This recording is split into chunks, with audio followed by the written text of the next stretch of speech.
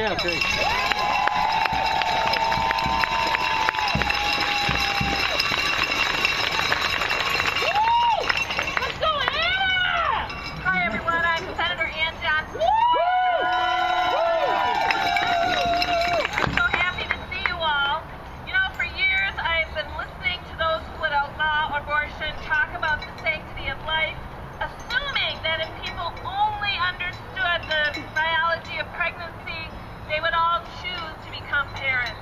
For years, I have fumed at their hypocrisy surrounding pregnancy and birth control. I've watched them deny access to education and funding for contraception and health care, all the while proclaiming to be pro-life. And for years, I have seized at their presumption that they know what is best for me, for my daughters, my granddaughter, for couples, for families, and for single people. But you know, after decades of fuming and seeing that my senator was an anti-choice Republican, I decided to run for office.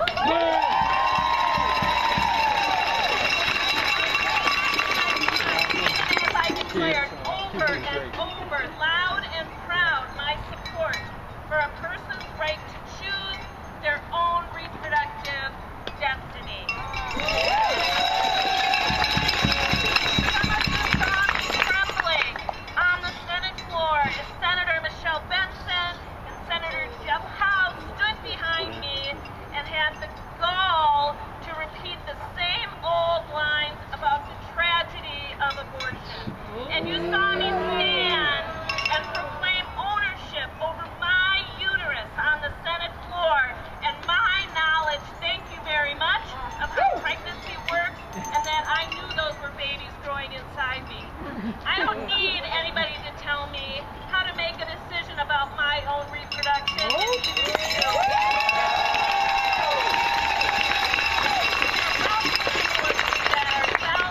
And we will fight to make sure that those decisions continue to be ours and ours alone.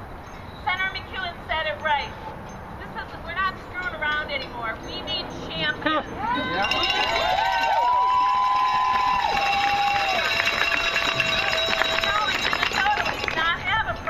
Majority, even in the House, where we have DFL control.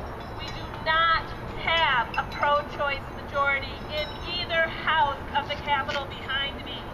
We need strong men and women to decide that they too can run for office, that they too can be loud and proud in their declaration that every human should control their own body, regardless of their reproductive and family choices.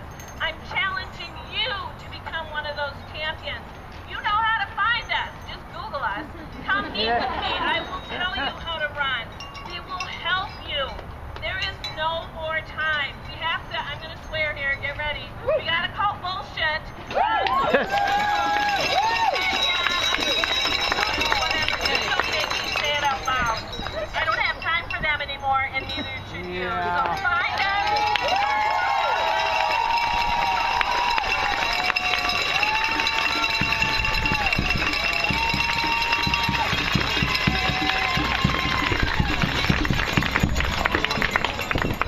So good afternoon, everybody. My name is Erin Murphy. I am a registered nurse.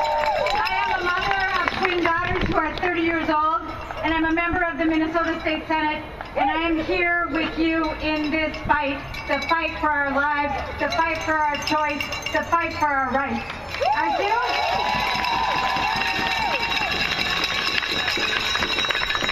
Just a couple of weeks ago, the Supreme Court looked the other way in the middle of the night and let Senate Bill 8 become law in Texas.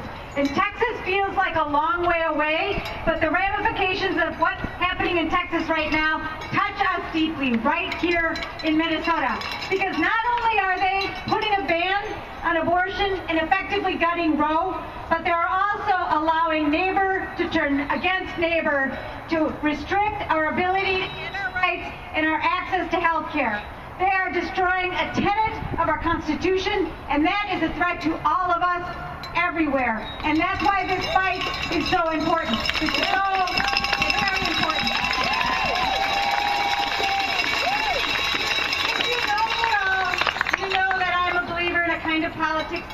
improves people's lives. I'm a believer in the kind of politics that pulls us together, that is powerfully rooted in us. And when I think about what we face right now here in Minnesota and across this country, this moment, this uncommon moment, the one we've seen coming for a long time, it calls us to action. It calls us each to leadership, because we now stand up for each other and for our health care and for our right to an abortion.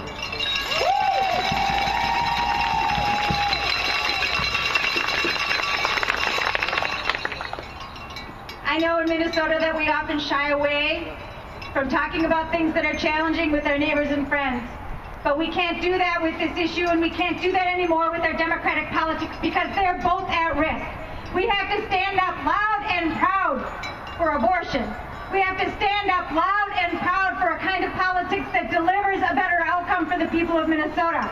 You've heard speaker after speaker talk about the restrictions that are in place in Minnesota's law. The restrictions to our access to abortion. Providers not being able to tell people the whole truth. People having to wait 24 hours before they can have a procedure.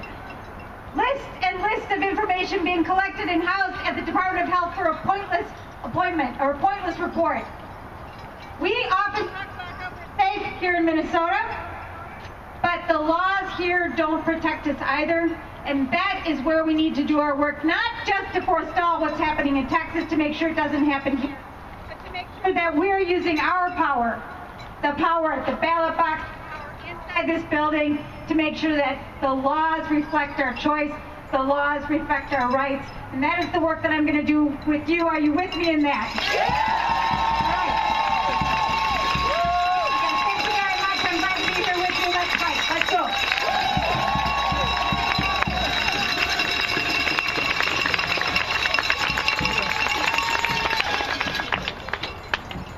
Surprise.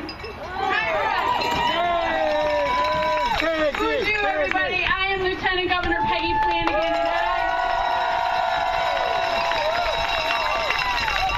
and I have to tell you, I don't want to be here, but I'm glad that I'm here with all of you.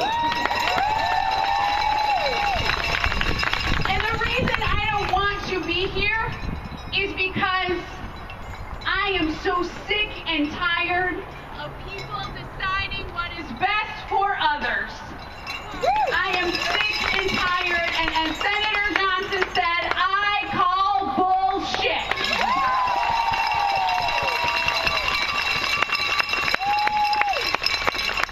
The day when we saw the lack of a decision come from the Supreme Court, I have to admit, I burst into tears. And then I got angry. I got angry because I have grown up, and so many of you have grown up, in a time when we have been protected under the umbrella of Roe. And now my daughter does not have that same protection, and I am angry.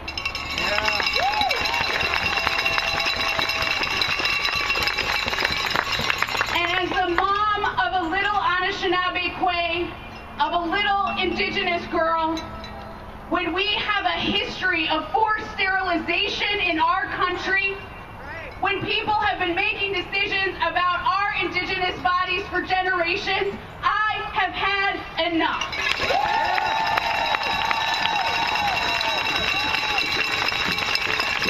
And I am about to go mama bear on this whole place.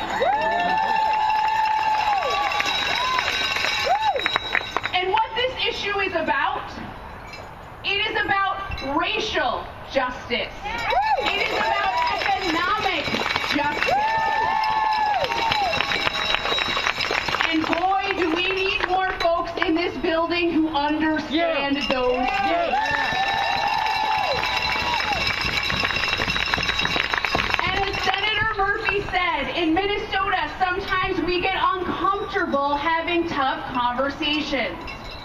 But now is not a who wants pie sort of moment. Now is a moment to lean in. and to share your story as much as you are willing to share. Because the more we destigmatize this issue, the more we remove shame and simply talk about Minnesotans living their lives and making decisions for themselves, the better off we all will be.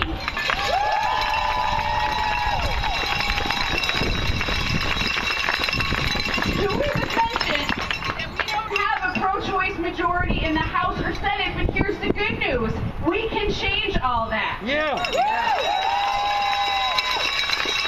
And in the meantime, I will tell you that as long as Governor Walz and I are in executive office, your access to abortion and your access to reproductive health care will be protected.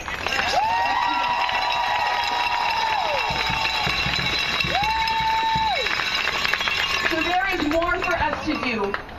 But I am honored and humbled to be in this fight. And for folks who have this sign right here that says, I can't believe I still have to protest this. But you know what? We will. And we're going to keep showing up. We're going to keep showing up on the grounds of the Capitol. We're going to keep showing up in the state and all across the country until every single person has access to reproductive health care and can live their life and make these choices about their families, their own personal choices about their families, when and how that looks.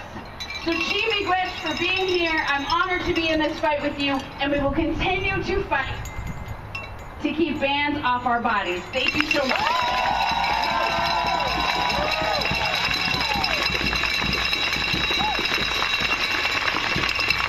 Hello.